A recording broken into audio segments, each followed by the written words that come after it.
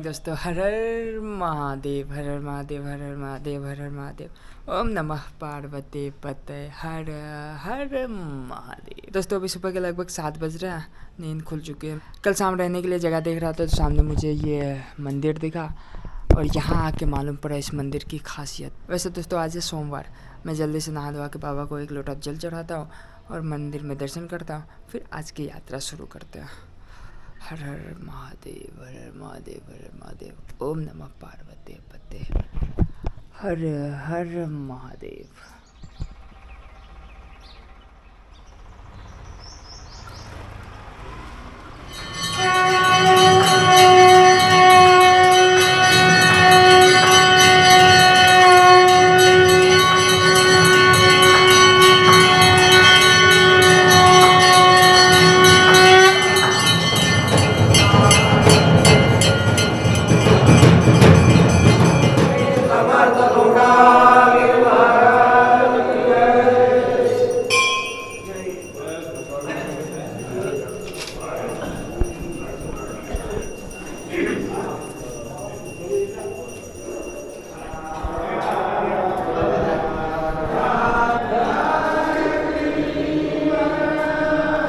नौकरी कर रहा था।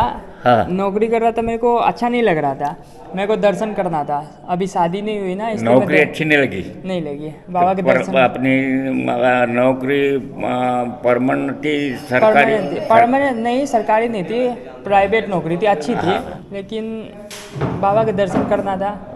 अभी एसी में काम करता था, मेरे को अच्छा नहीं लगता था। धूप में जब दौड़ता हूँ तो अच्छा सुकून मिलता है। तो आई बाबा है? हाँ सब है। आई बाबा ने छुट्टी दे दी? हाँ उनको परमिशन लिया उनसे, उनको बहुत मनाया कि मेरे को ये करना है। कितने भाई हो तुम? भाई 2 हैं, बहन 4 है। अरे ठीक हो जाओ, जा बाबा आओ। Okay okay, Radhe Radhe. हाँ बाबा।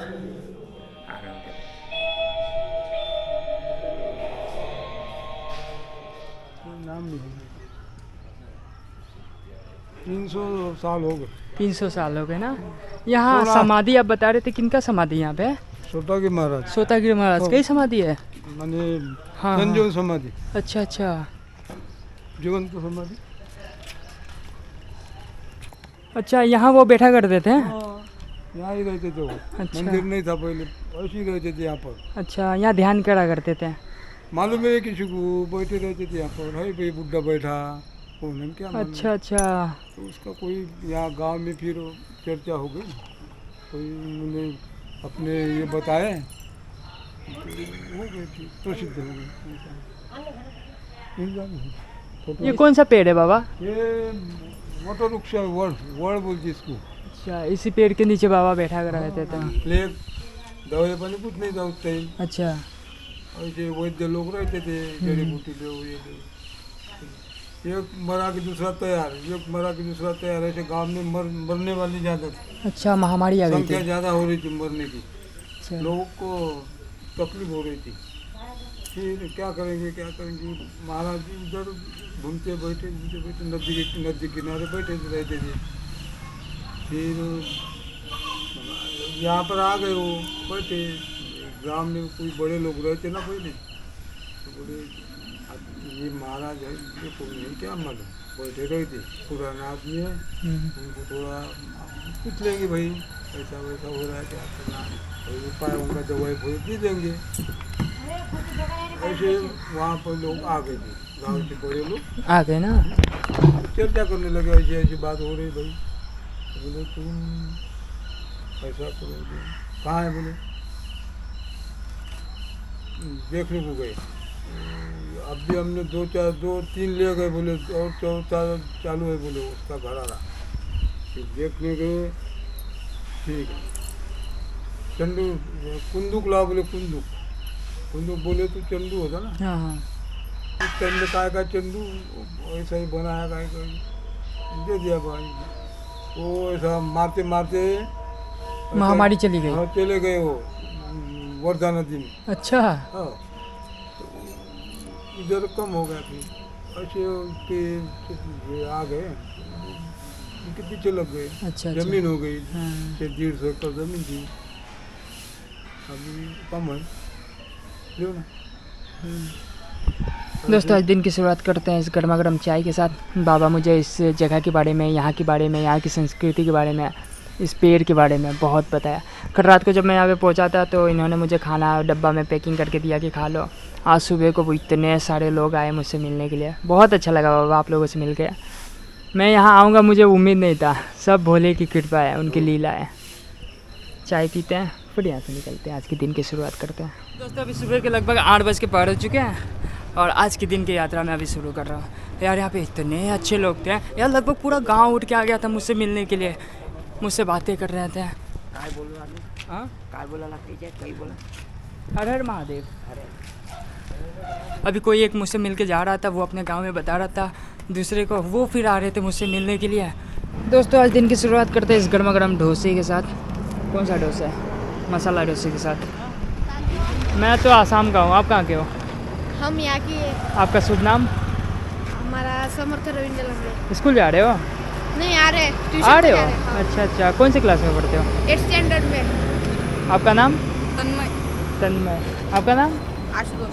आशुतोष। दोस्तों फाइनली मैं पहुंच चुका हूं और यहाँ पे मुझे कुछ प्यारे प्यारे भाई मिल गए और ये रहा महाराज जी का समाधि। अभी पहले जाता हूँ यहाँ पे दर्शन करूँगा और सामने ही यहाँ पे मंदिर है। पहले समाधि में दर्शन करके फिर जाऊँगा मंदिर में दर्शन करते हैं। हाथ दो सब अपना हाथ दो। HUTTIA।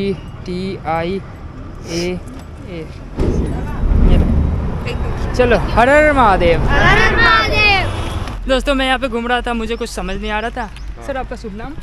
विजयपुर से। विजय? हाँ। मेरा भी नाम विजय। अरे वाह, अच्छा लगा आपसे मिल करके। देखो मुझे यहाँ के बारे में अगर अच्छे से जानना है तो यहाँ के मुझे लोकल लोगों से बात करना होगा, तभी मुझे सर मिल गए। सर का नाम भी विजय है। लोग जो यहाँ के आश्रम में मिलवा था, मैं वहीं पे जा रहा हूँ। अच्छा अच्छा। अभी तो मैंने बाबा जी के समाधि का दर्शन करा है, यहाँ बाबा जी की समाधि है। अभी मैं जा रहा हूँ मंदिर में, थोड़ा इनके बारे में जानता हूँ। पर सबसे पहले मैं आप लोगों को एक चीज़ दिखाना चाहता हूँ।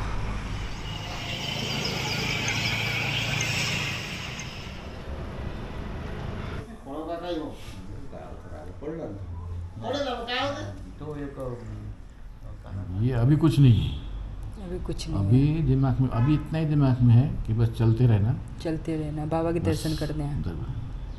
चलना ही तो जिंदगी है। चलना ही तो ज़िंदगी है ना। लेकिन लोग मुझे जो पागल बोलते हैं वो नहीं, चलना ही जिंदगी है। वो उनको समझाने वही पागल है। अपन ने क्या बोलना उसको पागल, लेकिन अपन ने नहीं बोलना। हमने बोला मैं पागल हूँ ना, मैं पागल है। परिस्थिति रहती है, भगवान का योग रहता है। योग भी नहीं है, योग याग विधि इन्हें नवी सिद्धि है। सिद्धि नहीं, योग याग भी होना चाहिए।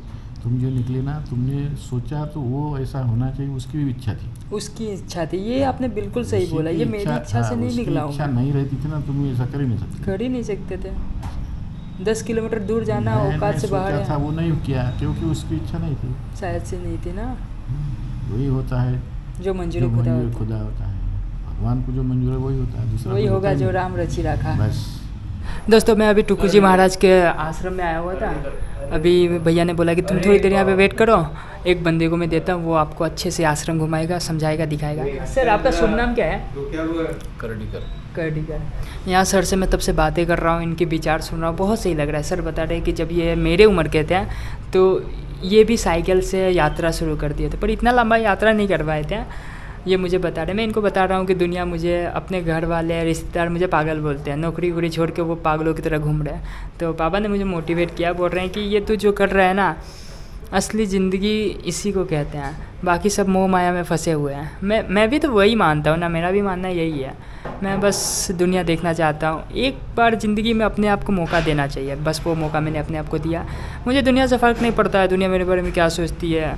नौकरी का क्या है भाई, नौकरी आज है कल भी मैं कर सकता हूँ, पर ये उम्र एक बार हाथ से निकल जाएगा तो मैं फिर चाह के भी ये सब नहीं कर पाऊँगा। जो आज जो मैं जितनी बिंदास घूम रहा हूँ, जितने फ्रीली घूम रहा हूँ, आज 25-30 kg का बैग लेके मैं चल रहा हूँ। जब मेरी उम्र हो जाएगी मैं अपने 5 किलो की बैग नहीं लेके चल अपना ही शरीर को नहीं लेके चल पाऊंगा मैं। खुद का शरीर नहीं लेके चल सकते। उस दिन क्या करोगे? क्या करूँगा उस दिन में? यार मुझे अपने निर्णय पे बहुत फ़क्र होता है यार। मैं ये जो कर रहा हूँ सब बाबा की लीला है। लोग गांव के मंदिर में जाने के लिए तरस जाते हैं। आखिरी तक जितना तुम्हारी आयु है, तुम्हारी आयु तक तुम्हारी बीमारी आएंगी नहीं। हाँ सब बाबा इससे की लीला ये है जो ना। आज कर रहे ना, इससे इसकी इतना इलाज कर दिया तुम्हारे शरीर का, तुम्हारे को बीमारी नहीं आएगी। ये बात आपने बिल्कुल सही कहा, क्योंकि आज मैं घर से निकले इतने घाट घाट के पानी पी चुका हूँ, कितने राज्यों में जा चुका हूँ। नहीं तो अपन यहाँ का पानी पिया वहाँ का पानी पिया तो अपनी सब सर्दी हो जाती है, ये हो जाती है, कान खराब हो जाते हैं, कुछ शरीर खराब, कुछ भी खराब नहीं होता। कुछ सब भोले रहे, क्योंकि आपकी इससे कृपा है। भोले का तो है ही, उसका तो वाद ही नहीं है, लेकिन तुम जो कर रहे हो वो उसको मंजूर है, इसीलिए तुम कर रहे हो। हाँ। रामायण सुना कि तुमने? हाँ, रामायण। रामचरितमानस। हाँ, तो हनुमान जी जब वो लक्ष्मण को शक्ति लग गई थी तो क्या हुआ मालूम है कि वो शक्ति लग गई थी, उसका दवा था हिमालय के पर्वत पर। वो वैद्य ने बताया कि वहाँ जाके वो दवा लाना पड़ता है, वो भी इतने घंटे में, सुबह होने से पहले। सुबह होने, सूर्य उदय होने से पहले। तो हनुमान जी निकले, मैं लाता हूँ। राम जी बोले कैसा करना? बोले राम जी, मैं भक्त हूँ राम का, मैं जाता हूँ, तुम क्या को चिंता करते? वो निकल जाने के उसमें बीच में बहुत संकट आ गए। बहुत संकट आया। संकट को पार करके वो वहाँ गए। वहाँ जाने के बाद में उन्होंने देखा तो वो दवा दी थी तो वो पहचान में नहीं आ रही थी। टाइम में उसका उतना पहाड़ ही उठाया उन्होंने, बाहर निकल के चले, बराबर। वो निकलने के बाद में वो निकले ऊपर से, अपने वायुसुत थे ना। हाँ, उड़ के पवन निकले सुत ना, थे ना। पवन सुत हनुमान। तो निकले, वो देखा भरत ने, राम के भाई ने, भरत ने देखा ये पहाड़ लेके कहाँ घूम रहा है, कौन है? माए हुई है? कौन है ये? मारा बाण उसके, मूर्छित कर दिया हनुमान जी गिर पड़े, लेकिन पहाड़ नहीं गिरा। पहाड़ को गिरने नहीं दिया ना? नहीं, पहाड़ नहीं गिरा, वहीं था। वही था। अच्छा, नीचे हनुमान गिरे, हनुमान गिर गए। पहाड़ वही था।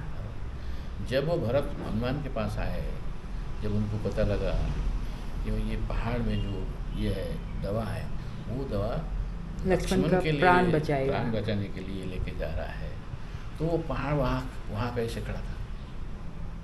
सब उनकी लीला है। किसने रोका था उसको? राम जी ने। वो हनुमान जी बोले मैं नहीं लेके जा रहा हूँ, मैं नहीं लेके जा रहा हूँ, मेरी उतनी औकात नहीं मेरी है। इतनी औकात नहीं था, पहाड़ उठा के मैं वहाँ लेके जा रहा हूँ। ये सब मेरे से भगवान करके ले रहे हैं, करवा रहे और हैं। इसलिए मैं जा रहा हूँ। अरे बाबा, बहुत सही बात बोली आपने। हाँ? बहुत सही बात बोली आपने। रुद्र अवतार थे वो। रुद्र अवतार थे ना? हाँ, रुद्र बोलते भगवान शिव का अवतार है। हाँ। उसके अवतार थे हनुमान जी। और हनुमान जी ने कहा कि मैं कुछ नहीं कर रहा हूँ, मैं कुछ नहीं कर रहा हूँ, मैं कुछ कर भी नहीं सकता, कर भी नहीं सकता हूँ, बस वो मालिक की कृपा है जो मैं आज ये कर रहा हूँ। वो उसको लेके भी जा रहा मैं, तो उसकी कृपा, मैं कुछ नहीं कर रहा। मैं कुछ नहीं कर रहा हूँ। ऐसा है, इसीलिए तुम जो कर रहे हैं वो तुम नहीं कर रहे, तुम्हारे से करवा ले रहा है। करवा रहे हैं। और बेटा चल, मैं तेरे साथ हूँ, मैं तेरे साथ तेरा हूँ। कोई बाल बाका नहीं कर सकता, तू चल। ये मैंने अनुभव करा है अपनी यात्रा में। चलते रहना, हाँ? चलना ही जिंदगी है, चलना ही जिंदगी है। चलना ही जिंदगी है, चलते रहो, पीछे मुड़ के ना देख प्यारे, आगे चल, ऐसा जिंदगी सवर जाएगी। 20 से ऊपर 25 तक। 25 है ना? हाँ इसे लेके मैं चलता हूँ। हाँ ना। इसे लेके चलना, ये सब उनकी महिमा है। नहीं तो इतना भारी बैग लेके चलना, कंधा दर्द हो जाएगा, कंधा दर्द के मारे छटपटा जाऊंगा रात को मैं, लेकिन उनकी महिमा के कारण मैं चल रहा हूँ। आराम से सो जाते हैं। आराम से चलता हूँ। अभी देखो मेरे को लग ही नहीं रहा है मैं यात्रा कर रहा हूँ, मस्त। तो एक भजन ऐसा है, आशा निराशा के बस में न मैं हूँ, आशा निराशा के बस में न मैं हूँ, ये मेरा खेल है मैं जानता हूँ। ऐसा महाराज जी का वो लिखा नहीं। हाँ, महाराज जी का ना, टुको महाराज जी का लिखना है। मेरा खेल मैं जानूं, मैं जानता हूँ, हाँ मैं जानता हूँ। अच्छा अच्छा पहले भी मैं था आखिर भी मैं हूँ, अच्छा।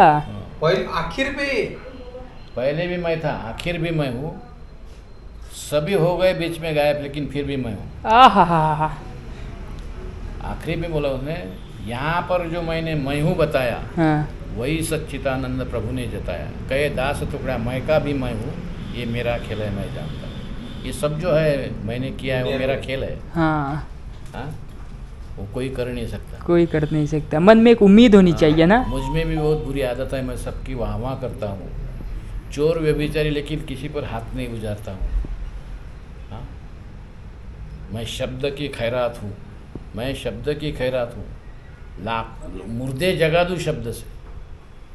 मेरे शब्द ऐसे है कि मैं शब्द से मुर्दे को भी जगा देता हूँ। बाबा ने कहा था। हाँ, उनका वो लहर की बरखे का एक पुस्तक है, लहर की लहर बरखे। की बरखा। अच्छा, वो लहर की बरखे का पुस्तक लेके जाओ, तुम पढ़ो उसको। कहाँ, ये बाजार में मिल जाएगा? वो बाजार में नहीं, साहित्य भंडार में। अच्छा, अच्छा। आ जाओ, मैं दे ये है ना वहाँ पे। निःशुल्क है? नहीं, 15 रुपए का मैं दे सकता तुम्हारे से आपको। नहीं- अरे धन्यवाद, तुम्हारे से धन्यवाद, नहीं लेंगे वो, तुम एक ये भी राजा वो तुमको दे देंगे। धन्यवाद। लहर वो की बरखे। मांगनी पड़ना नहीं दिया, मैं हूँ। नहीं मैं- बाबा, मैं खुद दे दूंगा। हाँ। 15 रुपए का इसलिए। हाँ लहर हाँ, की बरखा है, बहुत बढ़िया है। मैं रात को जब लहर सोऊंगा की तब बरखा पढ़ूंगा तो उसे। वो सब वो 12-13 साल के थे। वो जब 12-13 साल के 13 थे ना। वो महाराज जी का शिक्षण मालूम है कितना था? चौथी, अच्छा, खाली चौथी? सिर्फ यहाँ चौथी। से- कभी लिखा, इतना बड़ा लिखा हुआ है महाराज ने, ग्राम गीता वो सब एक बार पढ़ा ना, हिंदूगिरी कुछ नहीं इतना था। सब सामान नहीं लेके जाना तुमने, सिर्फ ठीक है। तुमने आसाम, मराठी, हिंदी आसाम जा दोनों। रहे हो तुम, आसाम के लिए सिर्फ लहर की बरखा जो हिंदी में है वो लेके जाओ। वो लेके जाओ। बाकी नहीं, कुछ भी ग्राम नाही. गीता ही आहे ना हिंदी मध्ये आता. नाही नाही ती ग्राम इतकं मोठं वजन कुठं नेलं होते. नाही, वजन काय त्याचं अर्धा किलो नाही, सहज ते अर्धे पाव या भर. बाकीचं आहे ना हे. नहीं नहीं, अभी मैं आसाम नहीं जाऊंगा, यहाँ से मैं महाराष्ट्र भीमा शंकर हाँ, जाऊंगा, भीमाशंकर। उसके बाद आखिरी गुजरात आखिरी जाऊंगा। में तो जाएंगे, हाँ, सब कुछ अभी तो- मेरा पूरा आधा यात्रा बचा है। अच्छा तुम ये भी कर सकते हैं, समझो तुमको वहाँ जाने के बाद में अगर पड़ा। कि भाई ये ग्राम गीता अपने को ना यहाँ से यहाँ नंबर तो है तुम्हें। हाँ हाँ, पार्सल मंगवा सकता हूँ ना? पार्सल मंगवा सकते नहीं मांगा तो वो डाउनलोड कर सकते हैं अपने मोबाइल में. हाँ हाँ, ऑनलाइन डाउनलोड कर सकता हूँ। हो। लेकिन पढ़ के देखो एक बार, क्योंकि हाँ, वो मैं क्या पढ़ूंगा है- रात को, जब मैं टेंट में अकेला रहता हूँ ना, ये तब क्या पढ़ूंगा है, उसे। कोई भी साधु संत का ये जो ना साधु संत थे, ये साधु में से नहीं है, ये महापरमात्मा में से थे। ये महापरमात्मा साधु में- से ऊपर परमात्मा. ये अलग है, ये अलग है ना? ये अलग है। जैसे हनुमान जी थे ना, हाँ हाँ, महारुद्र अवतार थे, अच्छा। वैसे भी एक अवतार है। साधारण मानव तो नहीं है। हाँ, उधर ही जिसको बोलते हैं आप, वो है. बोले कि मुझे अभी जाना है तो जाना है, इच्छा मृत्यु। हाँ, अभी मेरे को जाना नहीं है तो नहीं है। अच्छा अच्छा, इच्छा मृत्यु थे ना? खुद की समाधि खुद ही ली थी। नहीं, हाँ, नहीं नहीं नहीं. समाधि ले उन्होंने, जलाया। लेकिन हाँ हाँ जाने के बाद में उनकी समाधि बनाया। हाँ हाँ, जाने के बाद में। फिर जाने के टाइम में उसने बोला कि मैं आज जा रहा हूँ, अच्छा, पहले ही बता दिया। मेरी पहले वो समाधि बना लो, लेकिन मैं आज जा रहा हूँ, अब यहाँ नहीं रुकना चाहता। इच्छा मृत्यु थे। उनकी बहुत काम बड़ी है। तो तुम ये लहर की बरखा लेके जाओ, उसमें सब लिखा है ना। जरूर ले जाऊंगा। सीधा आणि सोपी भाषे में. वो समझ में भी कोई कठिन नहीं आती, कठिनाई नहीं आती. सरल भाषा में लिखा हुआ है। सरल भाषा. वो ध्यानयोग मंदिर में जाना हो, तुम्ही बाद में थोडंसं दाखवून आपको देता दिखाऊंगा. दादा। उन्होंने मरते समय तक अपन क्या मरने को तो डरते, डरते हैं, लेकिन मेडिकल महाराज जी- जाते हैं। महाराज जी वो का डरने का मनना है, मतलब वो भगवान ही थे ना। हाँ महाराज जी का मनना इतना है, वो जो महाराज जैसा जन्म लेते तो आनंद मिलता आपको, हाँ, जब आपका वो देहांत हो जाता उतना आनंद किसी में नहीं है. अच्छा, हाँ, ऐसा लिखा है उधर. उन्होंने लिखा है ना, अभी थोडासा क्योंकि उन्होंने कर्म अच्छा किया है ना। हाँ, पाहून दाखवून देता येईल आणि जेवणानंतर थोडंसं- बहुत सही लगा यार यहाँ पे बातें करके इन लोगों से। मैं आसाम से ही हूँ। आसाम स्टेट हो गया. आसाम, डिब्रूगढ़।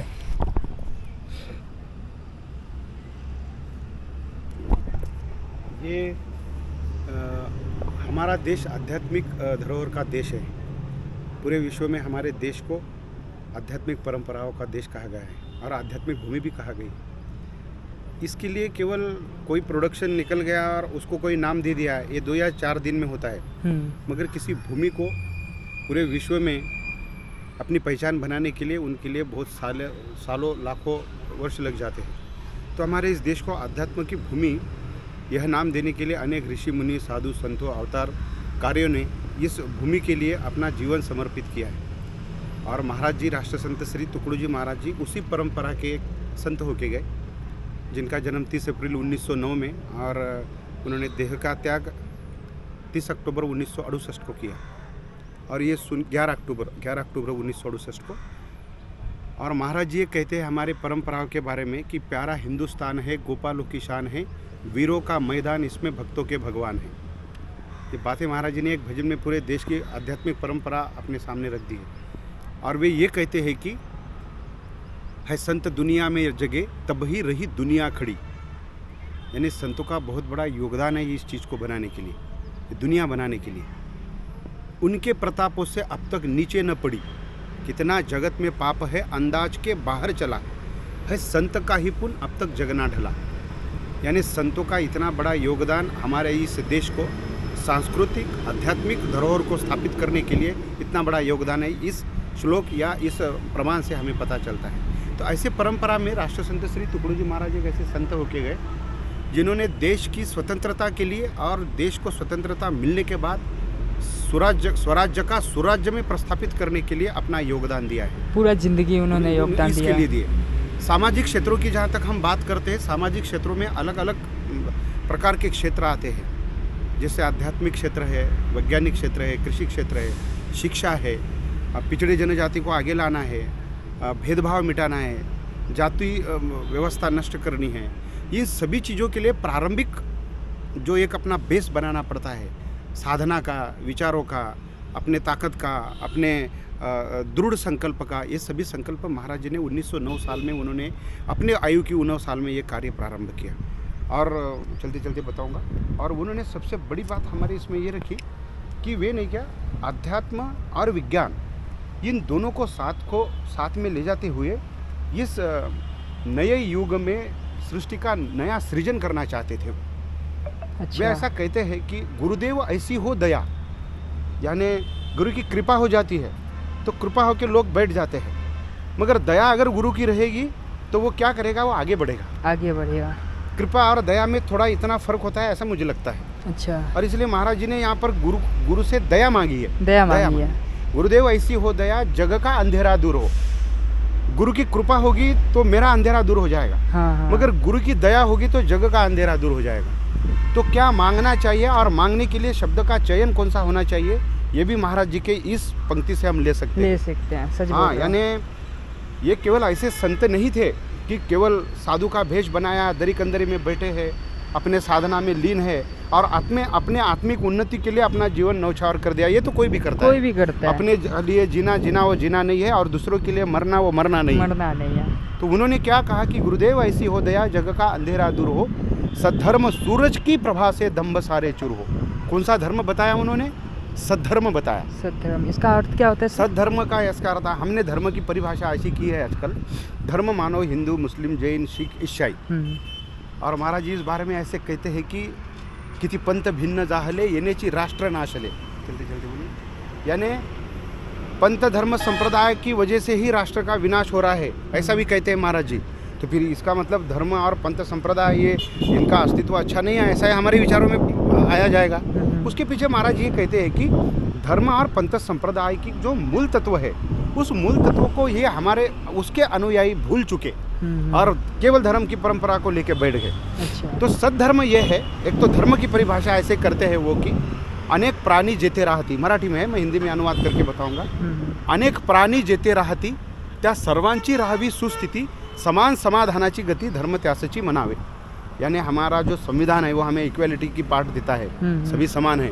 तो महाराज जी धर्म की परिभाषा ये करते हैं कि अनेक समूह मानव प्राणी जहाँ रहते होंगे, सर्वांची राहावी सुस्ती, समान, सभी की समान स्थिति होना चाहिए, समान समाधानाची गति, यानी इक्वालिटी, समांतर के साथ में उसका समाधान होना चाहिए। ऐसी व्यवस्था जहाँ पर हो, उस व्यवस्था को धर्म कहा गया है। धर्मात ना हिंदू, धर्मात ना मुसलमान, ना जैन, सिख, ईसाई, ये धर्म नहीं है, ये पंथ है। ये पंथ है ना, धर्म ये नहीं है।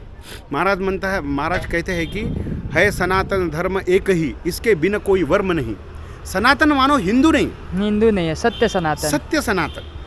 अब वो लोगों ने परिभाषा अपने हिसाब से बना ली और सनातन को एक अलग सा बना करके बैठ गए, वैसा नहीं। तो महाराज जी ऐसे कहते, ऐसे सद्धर्म की सूरज की प्रभा से, ये साधु संतों के इसमें व्यवहार में जो हमें फ़र्क दिखता है वो इसलिए दिखता है कि प्रांत है, भाषा, वेशभूषा, साधना पद्धति अलग अलग है और सभी में अलग अलग नियम बताए। फिर इन सभी का उद्देश्य एक ही है, हे भगवान अंत में तुझ में समरस हो जाए। यह हमारा ध्येय है। इस ध्येय को मानते हुए आप जहाँ भी जिस क्षेत्र में कहीं पर भी आप कोई भी काम कर रहे हो तो अपने काम लगन और ईमानदारी के साथ करना, यही प्रभु भक्ति सबसे बड़ी बताई गई है महाराज जी ने। इसलिए उनका एक भजन है, सच काम किया जग में जिसने उसने प्रभु नाम लिया न लिया। काम मगर सच बोला है उन्होंने, काम सभी कर रहे हैं। अब कोई बोलेगा यार मैं दिन भर काम करता हूँ, अब दिन भर बैंक लूटने का काम करेंगे तो वो तो कोई भक्ति नहीं होगी। काम को सच, उन्होंने विशेषण दिया है हर किसी शब्द को। तो आगे कहते हैं कि जिसके भाषण में झूठ नहीं, कोई व्यक्ति कहीं पर भी हो, सार्वजनिक तौर पर हो, व्यक्तिगत तौर पर हो और कहीं पर भी, अगर वो झूठ नहीं बोलता, वो सत्य ही बोलता, उसने ग्रंथ का पाठ किया न किया। हम ग्रंथ का पाठ क्यों कर रहे हैं? क्योंकि हम हमारे जीवन में सत्य बोल सके। मगर आप मूलतः सत्य बोल रहे हो तो आपको कोई ग्रंथ पाठ करने की आवश्यकता नहीं। वो तो यहाँ तक बोलते हैं कि आपको किसी गुरु की भी आवश्यकता नहीं। वे कहते हैं गुरु भक्त के मुख से झरते सदा श्रुति स्मृति वेद है। किसके मुख से बोला है उन्होंने? गुरु भक्त के मुख से नहीं। भक्त तो बहुत सारे हैं, करोड़ों मिल जाएंगे आप। अगर मैं ये बात बाहर जाके कोई भगवा वस्त्र या कोई वस्त्र धारण करके बैठूं तो मेरा 100-150 वैसे ही मेरे भक्त बन जाएंगे, आराम से बन जाएंगे। मगर सही भक्त कोई नहीं बनेगा। सही भक्त के लिए आपको आपकी उनकी दिनचर्या के साथ में उनको अपनाना पड़ेगा। तो वो कहते हैं कि गुरु का भक्त कौन हो, ये दो ही चीज़ पे हम ठहरेंगे। वे कहते हैं कि गुरु कौन? गुरु भक्त के मुख से झरते सदा श्रुति स्मृति वेद है। ये हमने पंक्ति रट ली। फिर अभी गुरु कौन, भक्त कौन, ये बात हम समझ के लेंगे। तो गुरु की परिभाषा महाराज जी करते हैं, लाखों गुरु है जगत में पर ये कभी नहीं काम का। जैसे आपने बोला कि आप बहुत घूमे हो, बहुत साधु को देख रहे हो, आपके मन में एक द्वेष भावना पैदा हो रही है, ना कि उनके प्रति एक ये भावना। तो लाखों गुरु है जगत में पर ये कभी नहीं काम का, सब स्वार्थ के आश्रय डंका बजाते नाम का। जैसे बाबा ने पहले लिख दिया है। हाँ, ये 75 साल पहले लिखा है। और वे क्या है, ये बहुत बड़ी बात है। अभी हमें गुरु कौन सा है? विश्वास का गुरु एक हो। हमें हमारा अंदर के हृदय की अवस्था बोलनी चाहिए कि हाँ ये वे जगह है जहाँ से हम कुछ निर्माण। विश्वास का गुरु एक हो, बाकी नहीं कुछ ख्याल दे, ऐसे गुरु जो खास की पहचान दे, ऐसे गुरु पर जान दे। अब भक्त कौन? ये तो गुरु हो गया। अब भक्त की परिभाषा महाराज जी बताए थे, तब जाके गुरु भक्त होता है। गुरु भक्त बनता है। एक तो ये ऐसा गुरु उसका, और भी भक्त कैसा चाहिए? भक्त कैसा चाहिए? नीत सत्य सही बोलना। गुरु भक्त के लिए पहली क्राइटेरिया, पहली संहिता ये है, हिंसा रहित हो खेलना। अब हिंसा बोले तो किसी को झापड़ मारना, किसी को चक्कू मारना, यही हिंसा नहीं। हिंसा आपके शब्दों से भी किसी का दिल न दुखाया जाए, ये भी हिंसा ही है। आपकी इच्छा नहीं है मुझे बहुत सुनने के लिए, फिर भी मैं बताया जा रहा हूँ, ये भी हिंसा ही है। हाँ, ये भी हिंसा ही होगी। आगे की जिज्ञासा जितनी है उतना ही आप बोलो। ये जो मुख दिया है ना, ये अवान्तर बोलने के लिए नहीं दिया है। आगे वालों को जरूरत है तब जाके आप खोलो, वरना बंद रखो, नहीं तो उसकी कोई कदर नहीं होगी। नहीं, कदर की छोड़ो, वो बोलने के लिए है ही नहीं।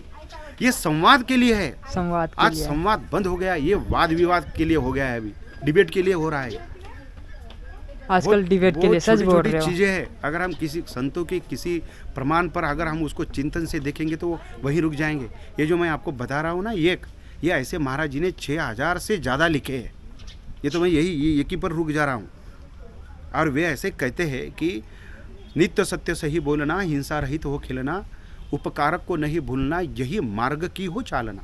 उपकारक को बोले तो हमारे जीवन में हम जब भी जीते हैं, चलते हैं, कहीं उठते हैं, बैठते हैं, बहुत बार हम ऐसे क्या करते हैं, हमारी सामाजिक व्यवस्था में बहुत सारी भौतिक सुविधा होने की वजह से हमें ऐसा लगता है कि मुझे किसी की आवश्यकता नहीं है। बोलते हैं, जनरली बोलते हैं, मैं भी बोलता हूँ।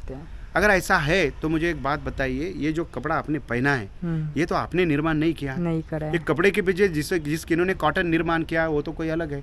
यानी अप्रत्यक्ष रूप से आपके लिए किसी ने कोई ना कोई तो भी इसके लिए मेहनत की है। तो फिर कैसा बोल सकते हो आपकी मुझे किसी की आवश्यकता नहीं है? आवश्यकता नहीं है, ये बोलना नहीं चाहिए। तो ये बात है, उपकारक को नहीं भूलना। आपके अप्रत्यक्ष रूप से बहुत सारे लोग आपके लिए अलग व्यवस्था बना रहे। जो आप पैदल चल रहे हो तो ये रोड भी किसी ने बनाई, तो अप्रत्यक्ष रूप से आपके लिए बहुत सारे लोगों ने योगदान दिया है। तो वह कहते हैं कि उपकारक को नहीं भूलना, यही मार्ग की हो चालना। अस्तेयता तो पास हो और त्याग से मन खास हो। आखिरी का शब्द बहुत इंपॉर्टेंस रखता है हमारे के लिए। सेवा करन गो दास हो, यही भक्तन का अभ्यास हो। इतनी बातें अगर होगी तो वो भक्त होगा, और उसके पहले वो गुरु होगा। ये मिलकर गुरु भक्त होगा, गुरु भक्त बनेगा। और ऐसा गुरु भक्त बन जाएगा तो क्या हो जाएगा? महाराज जी उसके बारे में लिखते हैं, गुरु भक्त के मुख से झरते सदा श्रुति स्मृति वेद है, 6 शास्त्र और सदग्रंथ स्फुरते उसे ही अभेद है, जाना न पड़ता सीखने और पढ़ने न पड़ती पोथिया, सेवा गुरु की जो करे उसने सभी तीर्थ किया। मैंने मेरे जीवन में कहीं कुछ पढ़ने के लिए नहीं गया हूँ, ये जो भी मैं बता रहा हूँ ना, मैं यहीं पर रहने से बता रहा हूँ। अब मुझे पता नहीं है मुझे कहाँ से ज्ञान प्राप्त हुआ कि नहीं हुआ, या मैं उनके विचारों को आगे के व्यक्ति के दिल में उतारने योग्य मैं हूँ कि नहीं, ये भी मुझे पता नहीं। मगर मैंने जितना मुझसे कुछ लोगों ने अनुभव किया है वो मेरे बारे में ये बताती है कि आपको बहुत सारा मिला है। बहुत ये सारा, इस सच पंक्ति बता का रहा हूँ। प्रमाण है। सच बोलते हैं लोग, क्योंकि मैं सच बता रहा हूँ। जी मैं मंदिरों में जैसे बताया ना, बड़े बड़े धाम में जाके मुझे वो फील नहीं आया। मुझे ऐसा लग रहा है कि मैं बस यहीं ठहर जी, जाऊँ, जी। बस कुछ दिन यहाँ रुक जी, जाऊँ, ऐसा जी, फील जी, हो रहा है। हाँ। पर बड़े बड़े जो धाम में जाता हूँ, तीर्थ यात्रा कर रहा हूँ, वहाँ से मेरे को ऐसा लगता है कि यार अब बस हो गया, यहाँ से निकल जाता है। दर्शन, बाबा के दर्शन कर दिया, अपने यहाँ से निकल जाता हूँ। ना ही वहाँ पे लोगों की अंदर इंसानियत मिली, ना ही भक्ति मिली। पर यहाँ आके मेरे को, आप नहीं आए थे तब से मैं 1 घंटे तक बैठा हुआ था। यहाँ के लोगों के मन के अंदर भक्ति इतनी है, हर इंसान के अंदर एक इंसानियत है। किसी से भी बात कर रहा हूँ तो एक अंदर से अच्छी एनर्जी आ रही है, मन कर रहा है उनके साथ लगाव हो जा रहा है, बातें कर रहा हूँ। उसके बाद आप 1-1.5 घंटे के बाद आए, आपको तब से सुने जा रहा हूँ, मन कर रहा है बस और जानते जाऊँ, ज्ञान मिल रहा है मेरे को, इतना आनंद आ रहा है यहाँ पे रह के। उन्होंने इस भूमि के बारे में ऐसा बताया है, उनको प्रश्न पूछा कि इतने सारे भारत में धर्म पंथ संप्रदायों के मंदिर, मस्जिद, मठ सभी होने के बाद में भी आपको ये गुरुकुंज आश्रम निर्माण करने की क्या आवश्यकता पड़ी? स्वाभाविक है, क्योंकि वे अगर भारत साधु समाज के अध्यक्ष वे बने तो उनको तो इतना सारा सिलेबस है, यही ख़त्म नहीं हो रहा। यूपीएससी के लिए आप कल IAS बनने के लिए बैठे हो और यही आपको ख़त्म नहीं हो रहा है, और दूसरा एक किताब पढ़ने की कोशिश कर रहे हो। बनना आपको IAS है, यूपीएससी का पूरा सिलेबस है, प्रश्न होना चाहिए मन में। ऐसा ही प्रश्न हुआ तो महाराज जी ने इसके लिए बहुत अच्छा उत्तर दिया, और इसका भी प्रमाण है, ये मैं नहीं बता रहा हूँ, उन्होंने कहा है। जब मुझे भी ऐसे मेरे मन में जिज्ञासा हुई कि ऐसा इतना होने के बाद इनको ये क्यों लगा, और उनका एक वाक्य, जब जब आपके दिल में जिज्ञासा, श्रद्धा जयाची उफाड़े वृत्ति तयासी चोड़े, यानी आपके मन में अगर कोई पाने के लिए जिज्ञासा। एक अभी फिल्म आई ओम शांति ओम, शाहरुख खान की, अच्छा, वो देखिए आपने? ओम शांति ओम देखिए। हाँ, उसमें एक सेंटेंस है, वो दोबारा जन्म लेते हैं, वो फॉर एग्जाम्पल। उन्होंने उनमें ऐसे एक वाक्य कहा है, वो कहता है कि आप पूरी शिद्दत के साथ किसी चीज को अगर आप मिलने की कोशिश करो, चाहोगे तो पूरी कायनात आपको उस चीज को मिलाने में लग जाती है। ऐसे ही एक पंक्ति गीत ग्राम गीता नाम के ग्रंथ में वे क्या कहते हैं, मनी आत्मोन्नतीची तळमळ त्यास वाट देती सकळ, आपले अपना तसी बळ पाहिजे आधी। यानी आपके मन में वो जिज्ञासा है उसको पाने के लिए, तो फिर वो बोलते हैं संत ग्रंथ काय अवघाची संसार सहायक होई तयासी। अरे संत ग्रंथ की क्या बात कर रहे हो, ये पूरी कायनात आपको आपके मदद में लग जाएगी। ये महाराज जी ने 75 साल पहले बनाया, लिखा है। हमें कभी कभी लगता है वही पंक्ति इन्होंने शायद इस फिल्म में ली। तो ये जो जिज्ञासा होती है ना, ये इसलिए होती है, उसका भी प्रमाण महाराज जी देते हैं कि जीव हा ईश्वराचा अंश, यानी आप और हम जो है ना, हमें भगवान का अंश रूप है, इसीलिए हमें उनके प्रति जिज्ञासा होती है।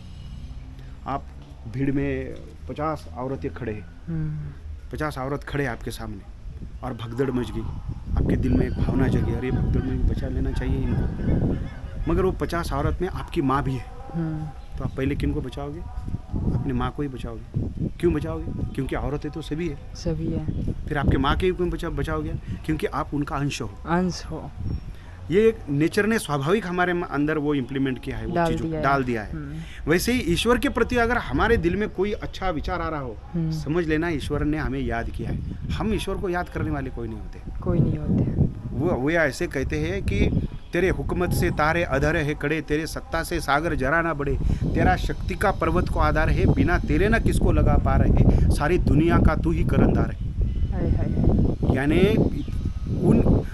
आप पत्ते भी नहीं हिलते बोलते आपके, अगर हमारे दिल में ये विचार आ रहा है तो हमको उन्होंने याद किया है, तो हम सौभाग्यवत खुद को समझे कि ईश्वर ने हमें याद किया है करके हमारे ये सभी चीज़ें हो रही हैं। तो ये सभी चीज़ें महाराज जी ने हमें, अब एक गीता का एक श्लोक है, वे बताते हैं कि गीता बोलती है कि कर्म करो, फल का अपेक्षा मत करो। महाराज जी कहते हैं कि गीता सिखाती है हमें आसक्त मत हो कर्म में, यानी आप कर्म करो मगर उसको आसक्ति के साथ में करो, और कर्म ते करते रहो तब ही तो रहोगे धर्म में। कर्म करेंगे तो ही हमें धर्म की डिफिनेशन मिलेंगी, धर्म के साथ में हमारा व्यवहार होगा। तो महाराज जी ने अपना इसका उद्दिष्ट एक्सप्लेन करते हुए बताया कि मंथन किया हर धर्म का, हर पंथ का, हर देश का, निकला यही मेरी सारा शुभ संदेश का। यानी उन्होंने देखा कि मंदिरों वाले मस्जिद में आने के लिए तैयार नहीं, मस्जिद वाले मंदिरों में आने के लिए नहीं, ये गुरुद्वार में जाने के लिए नहीं है, वो गिरजाघर में आने के लिए तैयार नहीं है। ये तो सभी विश्व को शांति प्रस्थापित करने के लिए इसका निर्माण हुआ है, फिर आपस में इनका भेद क्यों हो गया? फिर भी उनमें कुछ व्यक्तियों का ऐसा लगा कि हमने विश्व मानव कल्याण के लिए कुछ करना चाहिए। अगर जाए हम बैठे तो कहाँ बैठे? तो उसके दिल में ये बात उसको लगेगा कि ऐसा भी विश्व पटल पर एक ऐसा अधिष्ठान है, ऐसी जगह है जहाँ से मैं पूरे मानव धर्म या मानवता के लिए कुछ करना चाहूँगा। तो इसलिए महाराज कहते हैं कि अब विश्व मानव मित्र बनकर पास सबके आएंगे, शांति तभी वे पाएंगे, नहीं तो खत्म हो जाएंगे। विश्व मानव मित्रत्व के संकल्पना के लिए जो कोई कार्य करने के लिए आगे बढ़ेगा, उनके लिए ये आश्रम की निर्मित मैंने की है, ऐसा महाराज जी कहते हैं। इसलिए आप और हम खुद के कुछ पहचान न होने की वजह से फिर भी मित्रत्व के साथ में हमारा संवाद हो रहा है, ये इसका प्रमाण है, ये पंक्ति का प्रमाण है। ये आप जैसे आपने आते आते बोला कि मुझे सभी बातें अलग अलग प्रकार से अनुभव कर दी थी, ये उस चीज़ का प्रमाण है। कितनी सच बता रहा हूँ, कितनी शांति मिल रही है यहाँ पे। वे कहते हैं कि गुरु का छोटा सा तीर्थ, ये गुरुकुंज, ये आश्रम के बारे में लिखते हैं, जहाँ रम गए भगवान, बड़े बड़े तीर्थ को छोड़ा। जैसे मैं मेरे घर में हूँ और कोई अच्छा स्थान बन गया है मेरे परिवार में, और मैं ये छोड़ के वहाँ चले गया, तो मेरे बारे में क्या लिखा जाएगा? मेरे परिवार के लोग क्या लिखेंगे कि हमारे काका ने या हमारे भाई ने इतना बड़ा गुरुकुंज छोड़ा और वो यहाँ पर आ गए। यानी इसका मतलब पहले मैं गुरुकुंज में था। पहले था, इसलिए मैं वो छोड़ा शब्द उसे। महाराज जी यहाँ क्या लिखते हैं? बड़े बड़े तीर्थ को छोड़ा, पूरी अयोध्या काशी, फिर क्या वो छोड़ दिया भगवान ने गुरु, फिर वो कहाँ है? झाड़ झूड़ और गर्दलता में बैठ गए अविनाशी। वो भगवान को भी ऐसा लगा कि मुझे अभी कहाँ बैठना चाहिए, तो मैं यहाँ पर। पापियों का जीवन बदला, महापाप से छूटे, टुकड़ा दास कहे वही तर गए जो गुरु पद को लूटे। तो ये गुरु का पद है, गुरु का प्रेरणा स्थान है, इसलिए महाराज जी ने इसका निर्माण किया। ये जो आपको अनुभव हो रहा है शांति का, एक आध्यात्मिक स्पिरिचुअल वेव का, ये हमारा, ये मेरे कहने से नहीं हो रहा है, ये सब हो रहा है। और ये मैं जो भी बोल रहा हूँ, यहाँ आप भी जो भी सुन रहे हैं, वे एक पंक्ति में कहते हैं कि आपनची मंदिर मूर्ति पुजारी, मैं ही मूर्ति, मैं ही मंदिर और मैं ही पुजारी। आपनची पुष्पे होनी पूजा करी, मैं ही पुष्प होके मैं ही उसका पूजा करूँ। आपनची देव रूपे अंतरी, मैं ही उस ईश्वर का साक्षात करूँ, पावे भक्ता और मैं भक्त बन के उसको पाऊँ। ब्रह्मा हरपन ब्रह्म हरवी ब्रह्मा गणो ब्रह्मणा उत्तम ब्रह्मे वते नगम तव्यम ब्रह्म कर्म समाधिना। ब्रह्म से ही निर्माण हुआ, ब्रह्म को ही पाया, ब्रह्म को ही अर्पण किया और ब्रह्म में ही समाधिस्थ होगा। यह अवस्था जिसके मन में, जिसके इसमें आ जाएंगे ना, ये ऐसा वह स्थान है। आप इतना बड़ा सब घूम के यहाँ पर आने के बाद आपको जो यहाँ पर अनुभूति हो रही है, ये इस चीज़ का प्रमाण है कि वो वहाँ पर थे, वहाँ पर है। संत जाने के बाद में उनका जो कार्य है उस रूप से आगे बढ़ना, ये संतत्व के जीवित होने का लक्षण है, जीवित होने का लक्ष्य है। नहीं तो क्या है, आजकल संत अपने इसमें बैठने होने के बाद में भी उनका कोई अनुभव नहीं होता। छोटी छोटी चीज़ें हैं, बहुत अच्छे है। वैसे 100, 200, 300 लोग भी आ जाएंगे तो कभी मुझे वो सौभाग्य प्राप्त होता है उनको मैं कुछ कहूँ तो मैं 15 मिनट में भी बता सकता हूँ, मगर आपके अकेले के लिए मैं ये समय मेरा निकल रहा है। इसलिए कैसा है, वो एक पंक्ति बताती है महाराज जी की, श्रोतियात साधु बसला नसे कैसा वरुण। वो जो सुनने वाला है ना, वो साधु नहीं होगा, ये किसके ऊपर से आप कह सकते हो? उसकी सुनने की वो साधुत्व की ताकत है करके आप बोल रहे हो। हाँ। कोई कहता है कि अरे यार वो गुरुजी ने वो स्टूडेंट को ऐसा पढ़ाया यार, वो IAS बन गया। उसमें गुरु की उपलब्धि नहीं है, उसने उतना सुना, उसकी ऑब्जर्वेशन पावर उतनी थी करके वो गुरु को उसने प्रोत्साहित किया। तो गुरु क्या बोलने वाला था? अरे सुनने वाला नहीं तो गुरु क्या करेगा? क्या करेगा? ये अस्थि कुंड है, इसमें अस्थियाँ विसर्जित होती है। अच्छा। भारत के 35 पवित्र तीर्थ क्षेत्रों का जल विधिवत लाके इसके अंदर लाके महाराज जी ने 1960 में इसका, ये क्या है, ये सभी नदियों का पानी है, ये गंगा है, यमुना है, सिंधु है, सरस्वती है, कावेरी है, सभी नदियों का पानी है इसमें। वो इसलिए महाराज जी ने देखा कि हमारे देश में आध्यात्मिक परंपरा या भावना के साथ में खिलवाड़ होती हुई दिखी गई। व्यक्ति जीवित आदमी के लिए जितना प्रयास नहीं करेगा, मृत हुआ व्यक्ति के लिए बहुत ज़्यादा प्रयास करेगा। अपने घर का कोई व्यक्ति हमें छोड़ के चले गया तो उनके लिए क्या करेगा? उसकी मोक्ष और मुक्ति की प्राप्ति के लिए बहुत सारा ये करेगा। तो महाराज जी ने देखा कि हमारे भारत के विविध प्रांतों में उसके मृत पाए हुए व्यक्तियों के नाम से उसके श्रद्धा के साथ में खिलवाड़ हो रहा है। कोई कह रहा है कि आपके पिताजी को स्वर्ग की उस अवस्था में पहुंचा दूंगा तो इतने रुपए का यज्ञ करना पड़ेगा, बस ये यही सामग्री होनी चाहिए, वो होनी चाहिए। जहाँ तक हम इस बारे में बात करते हैं कि ये उस युग में ठीक रहा होगा, क्योंकि तब इस समाज में जो एक व्यवहार था वो सदाचार के साथ में था, अच्छे लोग थे।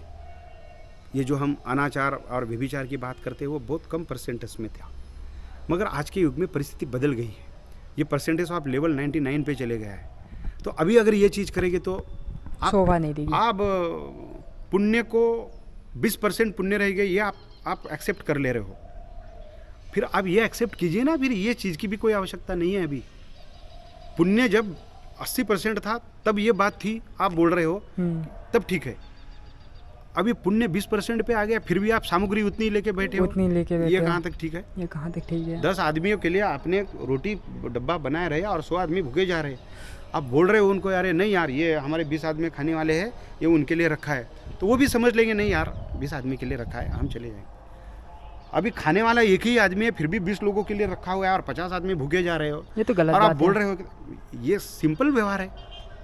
वो बोलेंगे यार आप खाने वाले अकेले हो, नहीं तो वो सड़ जाएगा। आपने सभी चीज़ों में परिवर्तन, इस चीज़ में परिवर्तन क्यों नहीं कर रहे हो आप? क्योंकि कहीं ना कहीं आपकी परंपरा को ठेस पहुंचेगी। महाराज परंपरा के आग्रही थे, उन्होंने परंपरा को तोड़ा नहीं। अगर परंपरा तोड़ते तो ये देव यहाँ पर ये मूर्तियाँ क्यों बिठाते हो? क्यों बिठाते? हाँ, उन्होंने परंपराओं का ये नहीं किया है, परंपरा के लिए परंपरा का वो ये करते थे, मगर आधुनिकता के आग्रही थे वो। अच्छा। आधुनिकता को, इसलिए तो अध्यात्म और विज्ञान उन्होंने बताया है। तो इसलिए वे कहते हैं कि ऐसे व्यक्तियों की अस्थियाँ ऐसे विचारों में, ऐसे साधना में बैठ कर, सुबह सामुदायिक ध्यान में वह साधना होती है, वो अस्थियाँ यहाँ पर लाई जाती है। मंदिरों में अस्थियों का प्रवेश पूरे विश्व में पहला ही ऐसा मंदिर है जो मंदिर में अस्थियों का प्रवेश होता है। अच्छा। हमारे सुबह के साधना में हम अंदर जाएंगे, हम साधक बैठते हैं, उनके पूर्व अधिष्ठान के सामने वो अस्थियाँ रखी जाती है।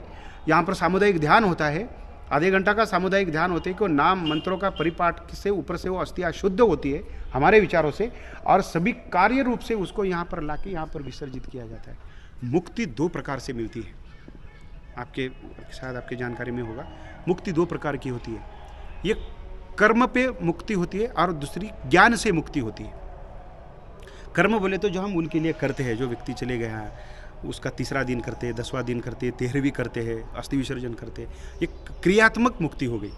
और ज्ञानात्मक मुक्ति, ज्ञान की मुक्ति होती है जब हजारों के संख्या में साधक बैठे और आत्मिक साधना से ईश्वर के प्रकृति के लिए कोई साधना कर रहे हो। हे भगवान अंत में तुझ में समरस हो जाए, यह हमारा ध्येय है, उद्देश्य है, इसके लिए तुझको स्मर के निश्चय करते हैं, प्रतिज्ञा करते हैं।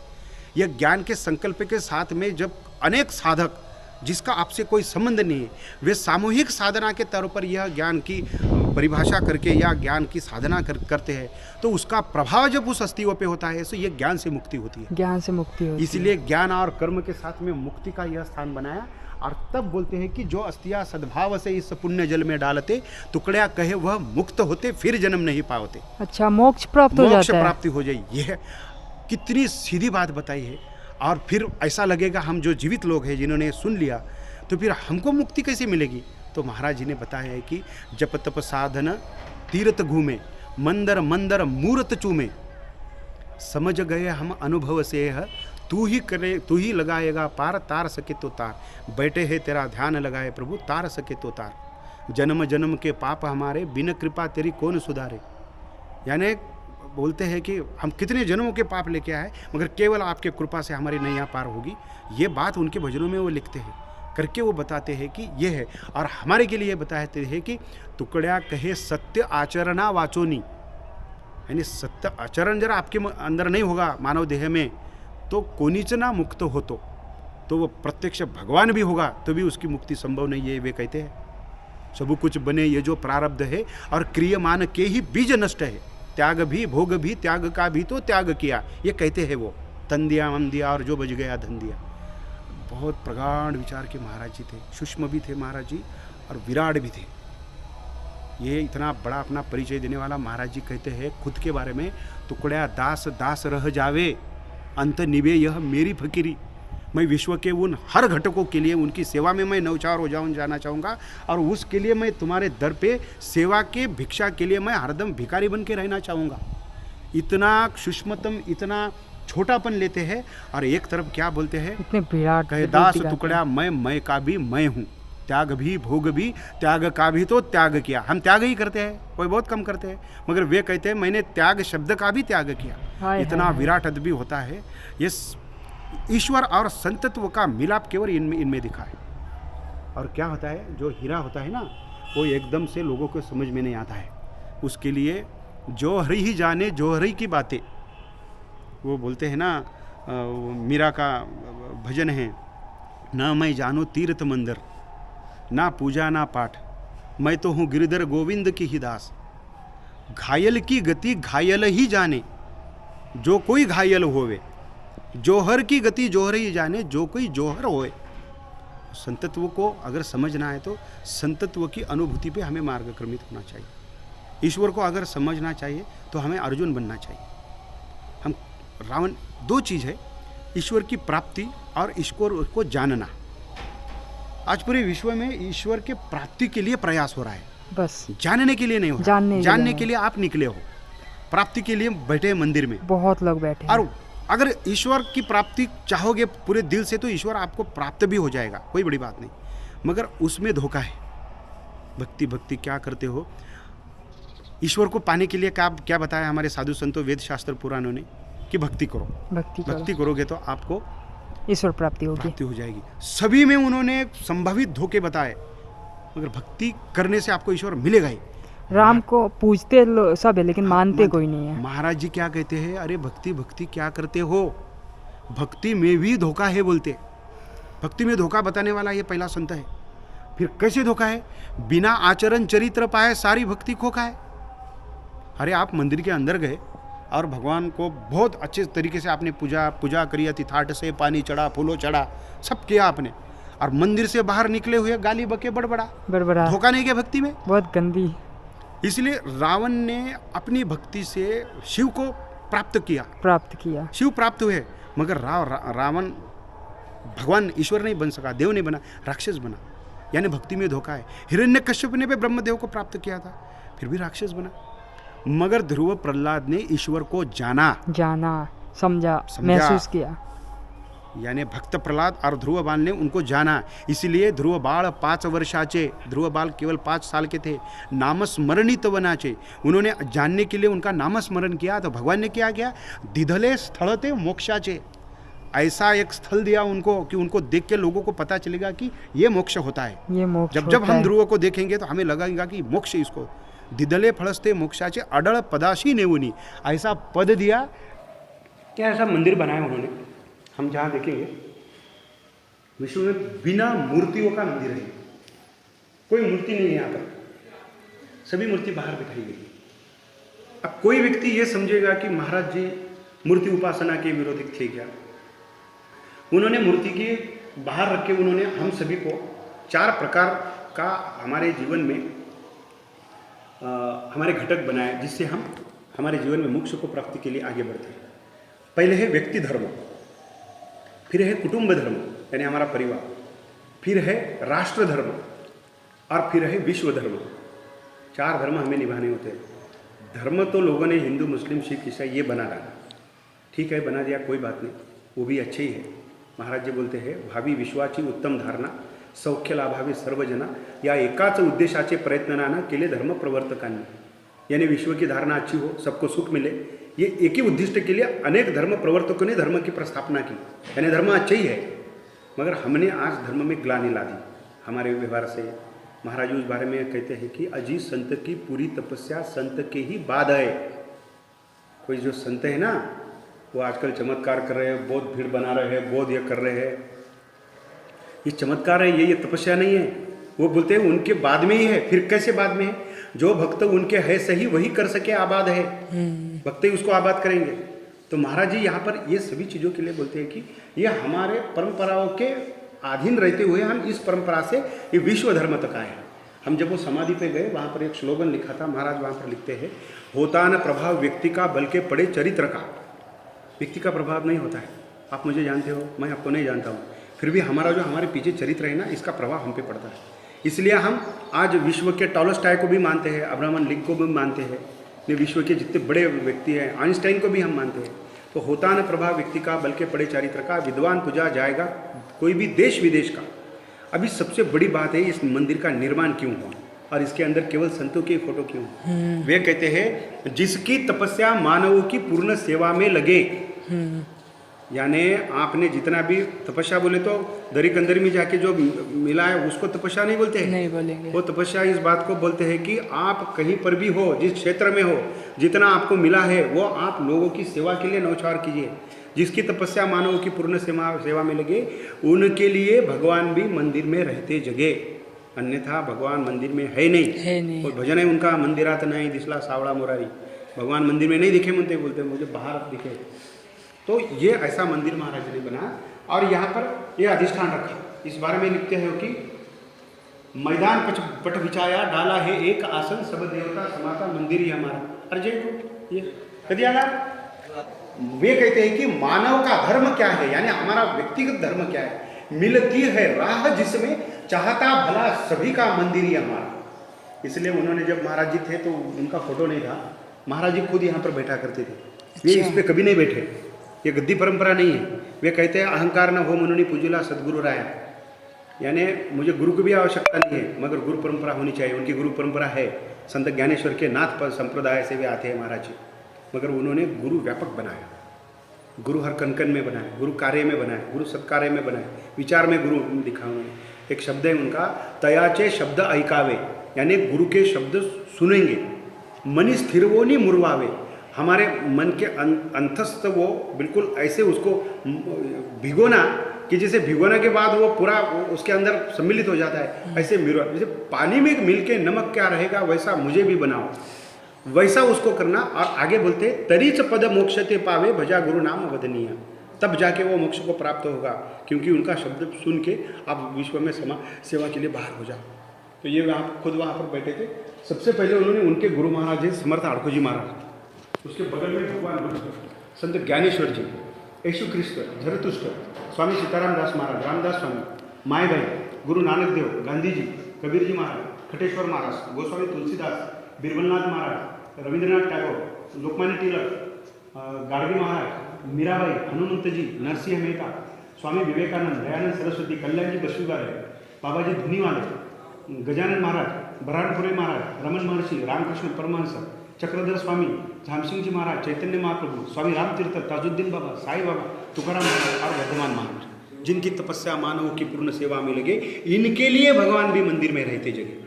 अगर हम इसके बाद में कभी कोई मंदिर पर अगर हम जाना चाहे किसी के दर्शन हेतु, तो ये दो पंक्ति हमें ये अनुभव कराएगी, हमें एक समझाएगी कि हमारी कोई न कोई तपस्या अगर मानव के लिए हुई है तो ही हमें भगवान का दर्शन होगा, अन्यथा हम पत्थर को पूछ के आएंगे। इसलिए हमारे मराठी में एक अभंग है, हा नाम्याची खीर चाकतो तो चोखोबाची ढुरे ओढतो। पंढरपुर के पंडरी विठ्ठल भगवान वो मंदिर में नहीं पाए, ढूंढने लगे भक्त कहाँ हैं, तो वो एक गांव में चोखोबा नाम का एक व्यक्ति था जो मरे हुए जानवर को गांव से ले जाके बाहर फेंकता था।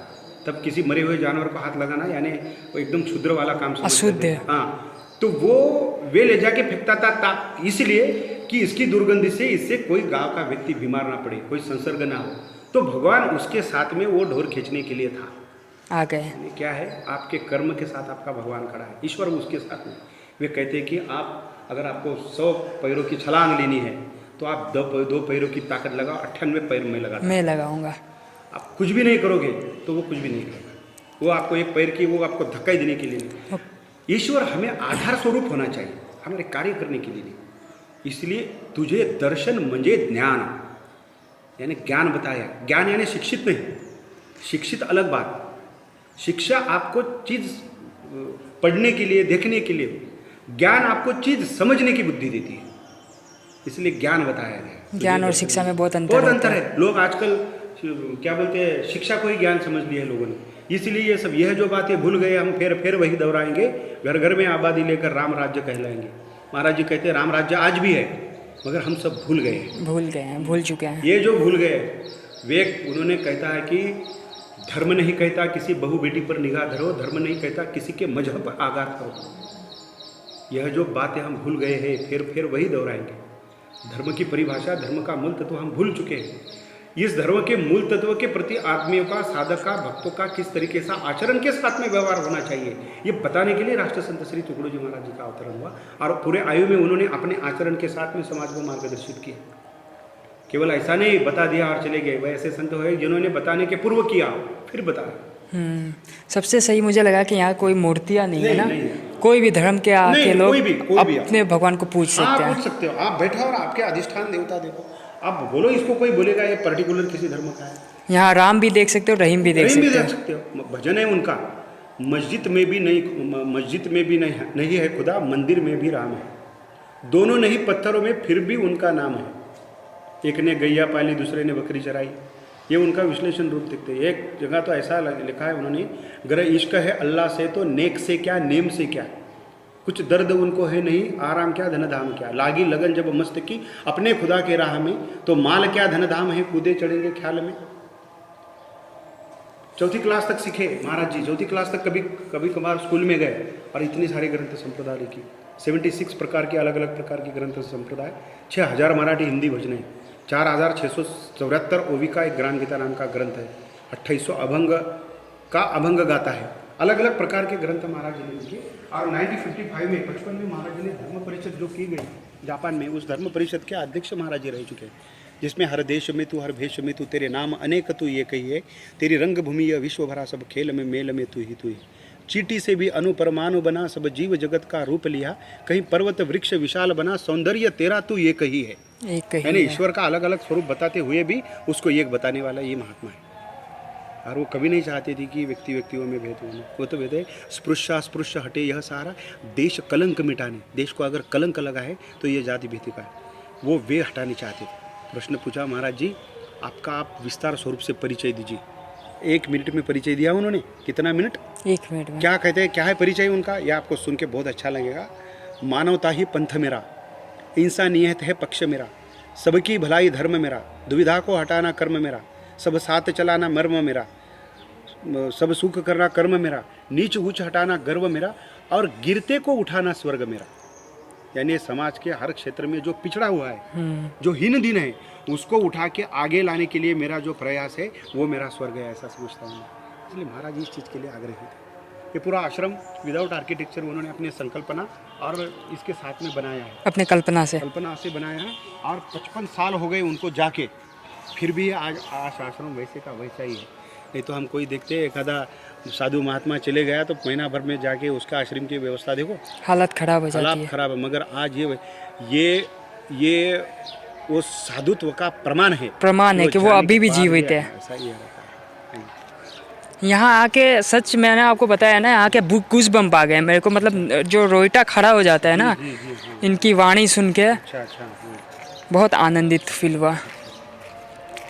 दोस्तों अभी शाम के 5:18 हो रहा है यार, क्या ही बताओ कितना सही लग रहा है यहाँ पे रह गया। सच बताओ तो मुझे यहाँ से जाने का मन ही नहीं कर रहा था। मैंने यहाँ के लोगों से बोला कि क्या मैं आज की रात यहाँ बिता सकता हूँ, वो बहुत खुश हो गए। उन्होंने बोला ठीक है मैं आपका रहने का बंदोबस्त करता हूँ। तो उन्होंने मेरे लिए एक कमरा बंदोबस्त कर दिया है, बहुत सही कमरा है। यहाँ 2 बेड है, यहाँ भी 2 बेड है और यहाँ बाथरूम है।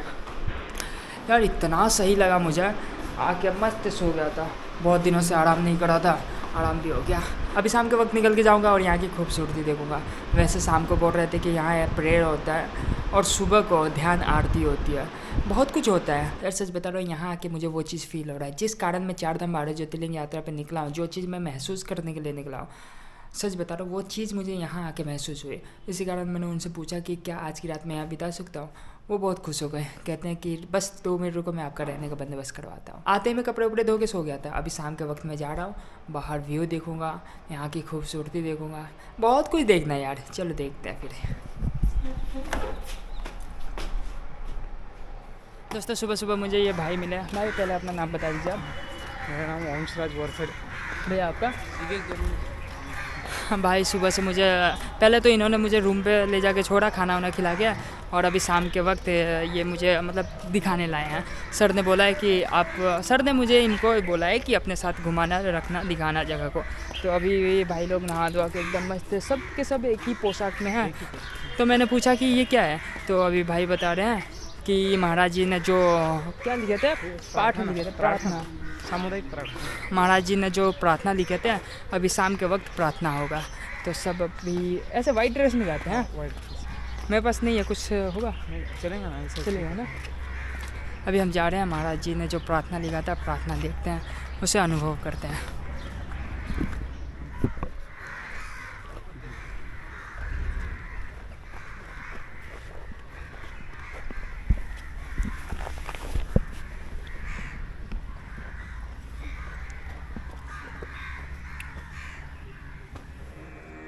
नाम जपास करा भी शुरुआत। गुरु महाराज गुरु जय जय परब्रह्म सद्गुरु जय जय गुरु महाराज गुरु जय जय परब्रह्म सद्गुरु जय जय गुरु महाराज गुरु जय जय परब्रह्म सद्गुरु जय जय गुरु महाराज गुरु जय जय परब्रह्म सद्गुरु जय जय गुरु महाराज गुरु जय जय गुरु महाराज गुरु जय जय परब्रह्म सद्गुरु जय जय गुरु महाराज गुरु जय जय परब्रह्म सद्गुरु जय जय गुरु महाराज गुरु जय जय परब्रह्म सद्गुरु जय जय गुरु महाराज गुरु जय जय परब्रह्म जीवन सुने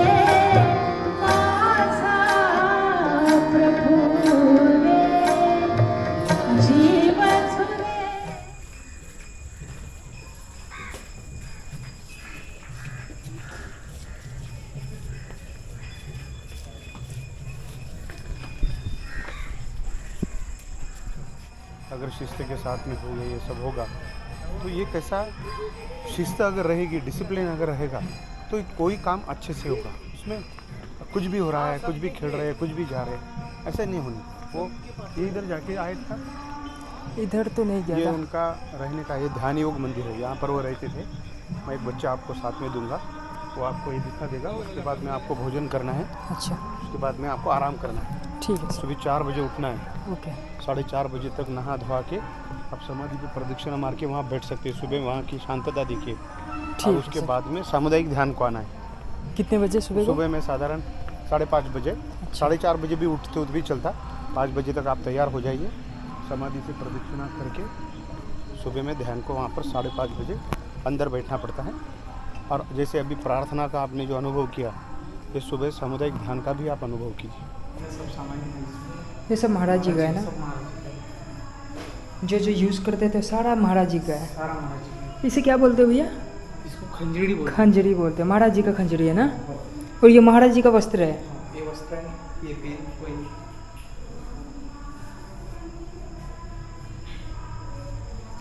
और ये रहे हमारे महाराज जी।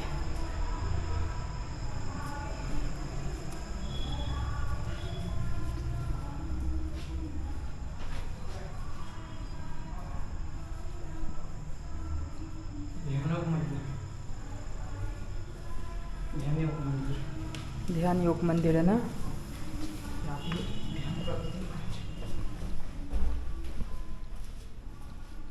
अच्छा अच्छा, यहाँ ध्यान करते थे।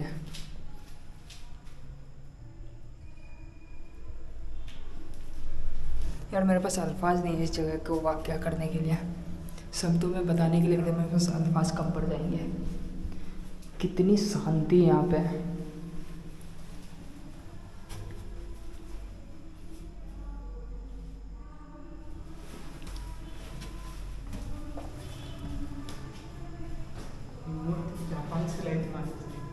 ये मूर्ति जापान से लेके आए थे।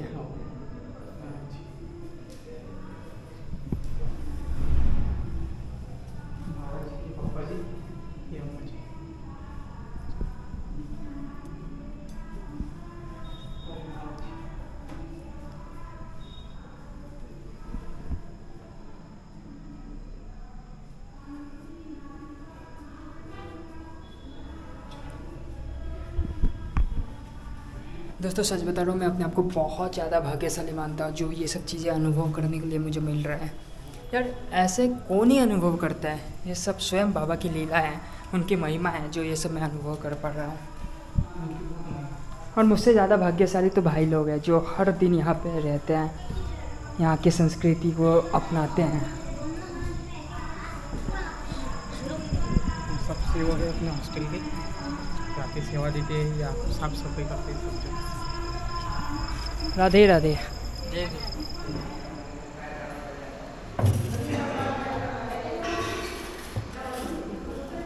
दोस्तों रात के 8-10 हो चुके हैं।